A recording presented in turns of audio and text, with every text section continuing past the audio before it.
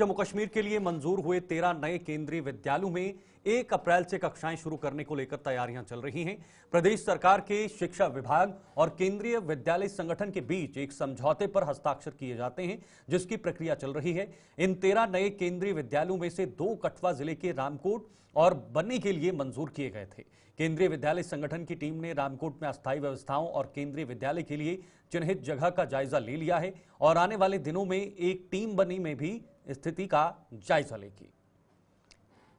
तो कठुआ के बन्नी और रामकोट को 2 केंद्रीय विद्यालय दिए गए हैं। दोनों जगहों पर अस्थायी व्यवस्थाओं का जायजा लेने के लिए वहां पर संगठन की टीमें पहुंची। 1 अप्रैल से 13 केवी के कक्षाएं शुरू की जा सकती हैं और चूंकि ये शिक्षा विभाग और सरकार के बीच का एक समझौता होता है और उसी समझौते के आधार पर 2 केंद्रीय विद्यालय कठुआ को भी समर्पित किए गए हैं।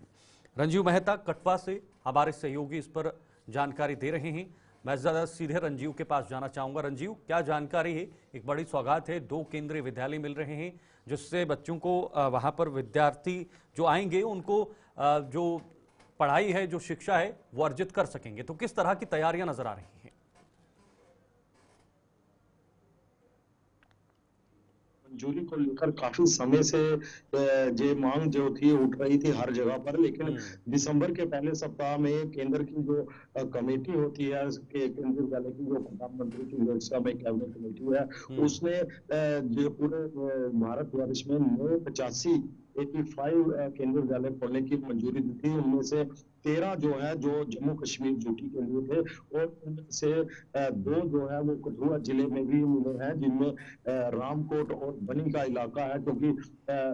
कठुआ, लखनपुर और हीरानगर में पहले से केवीएस मौजूद है और पहाड़ी इलाके की बात करें तो वहां पर कोई नहीं था, केंद्रीय विद्यालय कोई नहीं था। तो वहां के जो केंद्रीय कर्मचारी हैं, जहाँ सेना में के लोग हैं, सुरक्षा बलों के लोग हैं, उनको काफी दिक्कतों का सामना था। अभी ये सिविल के लिए जो 2 स्कूल खुलने जा रहे हैं, इनमें कक्षाओं को लेकर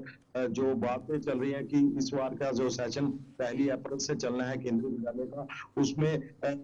उसी से इनको स्टार्ट किया जाएगा। लेकिन उसके लिए जो प्रक्रिया है, जो भूमि का चयन और जो स्थायी रूप से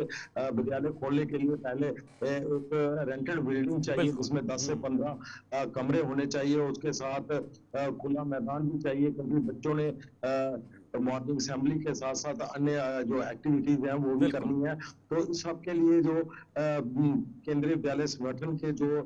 उपायुक्त हैं जम्मू के, उन्होंने जहां रामकोट में दौरा किया था पिछले दिनों और जगह वो चिन्हित भी किया, रेंटेड बिल्डिंग को भी देखा, और कल जैसे ही नागेंद्र गोयल जो उपायुक्त हैं केंद्रीय विद्यालय संगठन जम्मू के, उन्होंने कठुआ पहुंचते ही जो कार्यक्रम था उसके दौरान ये बताया कि जो केंद्रीय विद्यालय 13 खुले हैं उनमें की तैयारी चल रही है कि 1 अप्रैल से वहां पर कक्षाएं जो है वो खोल दी जाएंगी, और जिसके लिए जो तो क्या दोनों जगह वहां पर बिल्डिंग्स मिल गई हैं, दोनों जगह पे ये प्रक्रिया हो गई है और अब भूमि चिन्हित की जा रही है, या फिर अभी इसमें कुछ बाकी है? बिल्कुल, बिल्डिंग अभी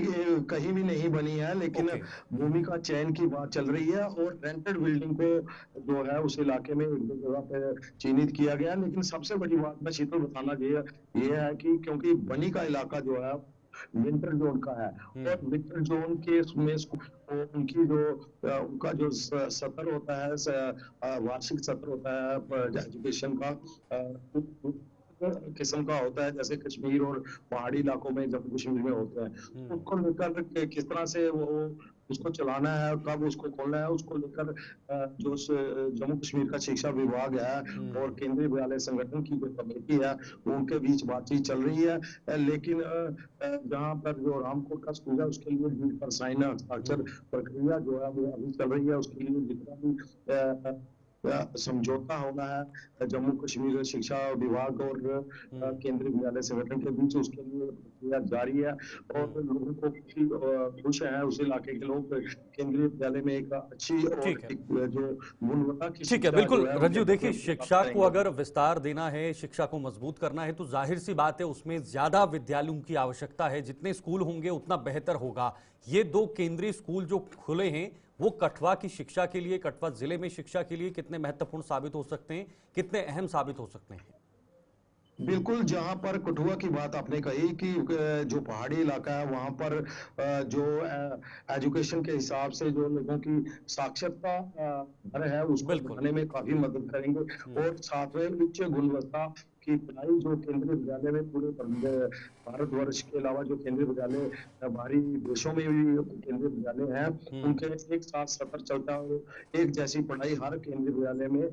करवाई जाती है। इसके लिए लोगों की काफ़ी ज़्यादा माँग रही है और इस माँग को अब कहीं न कहीं केंद्र सरकार ने जम्मू कश्मीर के लिए जो 13 नए दिए हैं केंद्रीय विद्यालय, उसके हुँ, साथ लोगों में काफ़ी खुशी की लहर है। अपने बच्चों के भविष्य को लेकर लोग हमेशा चिंतित रहते हैं। अगर केंद्रीय विद्यालय इस इलाके में खुलता है क्योंकि सीबीएसई पैटर्न पर इसकी पढ़ाई होती है और पूरे देश में खासकर उन कर्मचारियों को ज़्यादा फ़ायदा है इसमें जिनका ट्रांसफर जॉब है, एक जगह से दूसरी जगह वो ट्रांसफर होता है, तो बच्चों का सफ़र जो बीच में छूट जाता है, उसको लेकर केंद्रीय विद्यालय में हर जगह एक समय पर एक जैसी पढ़ाई होती है, तो उनको उनके बच्चों की जो पढ़ाई है, वो बाधित नहीं होती है, तो काफ़ी फ़ायदा लोगों को मिल रहा है इसी में क्योंकि केंद्रीय विद्यालय की बात करूँ तो इसके लिए लोगों ने केंद्र में जो है हमारे मंत्री अ,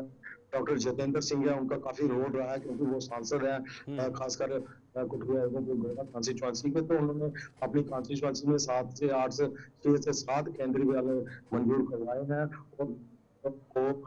ये संदेश है कि वो काम जो है वो केंद्र सरकार की तरफ से जो किया गया है शिक्षा के क्षेत्र में, तो काफ़ी सराहनीय कदम बताया जा रहा है। अब हुँ, इस साल से कक्षाएँ लगेंगी, तो क्योंकि बॉर्डर का इलाका अभी वंचित रहा है, बॉर्डर में भी बिल्कुल। लोग इसकी माँग करते रहे हैं, लेकिन उसके लिए अभी तक कोई जो कमेटी की तरफ से घोषणा की है, उसमें कोई नाम शामिल नहीं है, लेकिन फिर भी पहाड़ी इलाकों की तरजीह दी गई है, लोग काफ़ी खुश हैं। हुँ, बिलावर की बात करूँ, बिलावर, भसोली और बनी का इलाका हुँ, जो हुँ, रामकोट में स्कूल खोला जा रहा है, हुँ। इस इलाके के लिए जो 2 स्कूल हैं, ये काफ़ी ठीक है, शिक्षा के स्तर को बढ़ाने में ठीक है, काफ़ी ठीक। महत्वपूर्ण भूमिका अपना सकता है। जी। ठीक है, महत्वपूर्ण भूमिका होगी इन 2 स्कूलों की और जो साक्षरता दर की आपने बात की, उसमें बढ़ावा देने में भी इनकी महत्वपूर्ण भूमिका हो सकती है।